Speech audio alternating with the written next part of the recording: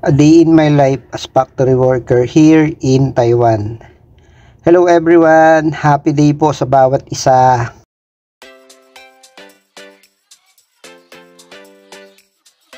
So yun guys, nandito pala tayo sa Unlimited Barbecue guys, no? Korean Unlimited Barbecue.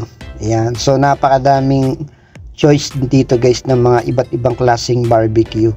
So actually guys, dito sa Taiwan, isa ito sa mga laging pinupuntahan ng mga Pilipino. So iba't ibang klaseng mga barbecue na meron dito guys, no, sa Taiwan. At actually pagka nakikita natin itong pinopost sa TikTok, sa Facebook, no, yung mga kumakain ng mga kababayan natin sa mga ganitong kainan, actually hindi naman yan talaga pagyayabang guys eh. Kasi alam nyo dito, yung mga ganyang pagkain guys, hindi naman sobrang mahal. Talagang kayang-kaya ng mga OFW na mag-avail ng ganyan, lalo na pag bagong sahod talaga. So magandang bagay kasi na ginagawa ng mga Pilipino dito guys, yung ganyang kumakain sila sa masasarap kasi tinitreat nila talaga yung sarili nila. Reward yan guys sa pagtatrabaho ng bawat Pilipino. So yung ganitong klaseng pagkain natin sa mga ganitong restaurant, actually worth it ito para sa atin kasi kumbaga nireregaluhan natin guys yung ating mga sarili. Ayan, so tinry ko dito guys sa Korean barbecue, sobrang solid, sobrang panalo. Yung mga barbecue dyan guys ay timplado na talaga, kaya iihaw mo na lang. Ayan o, pinapalitan nga yung ihawan ng nilalagyan ng papel, o di ba? Ayun. So first time ko din kasing makakain dito sa yung Korean barbecue type style guys, no. So solid guys yung mga ganitong pagkain dito. Hindi naman yan sobrang mahal guys, kayang-kaya naman yan, tsaka hindi naman yan araw-araw.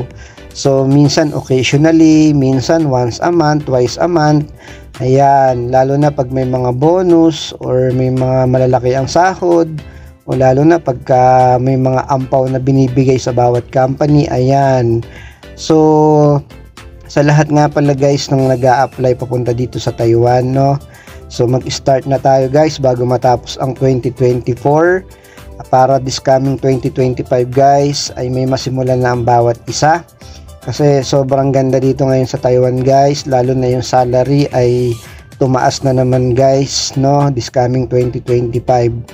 So good luck sa mga nag-a-apply. Punta na kayo sa mga agency, may placement man o wala, go for the go tayo guys. Punta lang sa mga agency, mag-submit ng resume, tiyaga-tiyaga tayo guys, at talagang magtiis muna sa pag-a-apply kasi pag nakapunta kayo ng Taiwan guys, may enjoy nyo yung pagod, okay, na experience natin sa pag-a-apply.